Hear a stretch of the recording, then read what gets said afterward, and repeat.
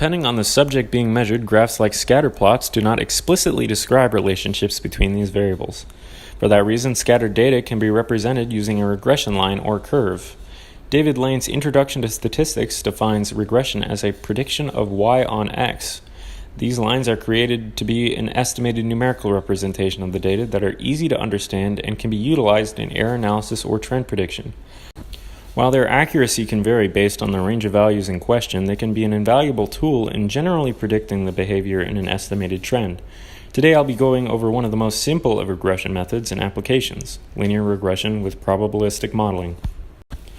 We've all probably seen the linear y-intercept equation y equals mx plus b.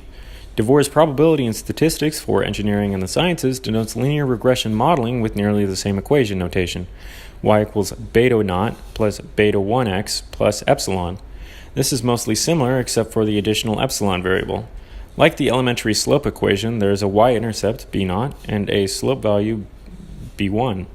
However, since the linear model is estimated, there is error to be considered between the estimated y and the actual y, which is the reason the random deviation or random error term epsilon is present in the equation.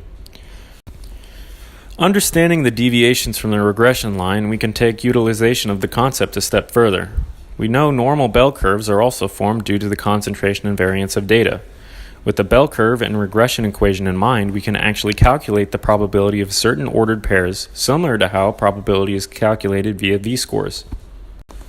Let's look at an application of linear regression modeling. Suppose we were tasked to build a throwing device calibrated to toss an object at a somewhat consistent speed. We're in the process of making a scaled prototype and want to test if there's any improvement compared to using an arm to toss a ball. With a consistent speed, the ball should land in the same spot every single time. We don't want to throw above or below the mean speed. Using time as our independent variable and distance as our dependent variable, we can generate a scatter plot and calculate an equation for the projectile's travel velocity and see how it fits within the data. Ideally, our device should have values right on the regression line. Since it is a prototype, we are more concerned of whether it's an improvement from the consistency of a human arm. According to the coefficient of determination, which is an indication of how well the regression line fits the data, our line fits fairly well. For demonstration purposes, we can gather the probability that the ball will be overthrown using a certain distance and a certain time constraint, and compare that to the probability using a human arm. We can do this by calculating the mean and the standard deviation for a time at a certain distance. As you can see, the mean y is calculated using the regression model for the data. And for using that value, we can calculate the probability of the event occurring, which would be about 51%. At this point, depending on the instruction of the client or customer, we will continue to improve the product or scale up and start manufacturing.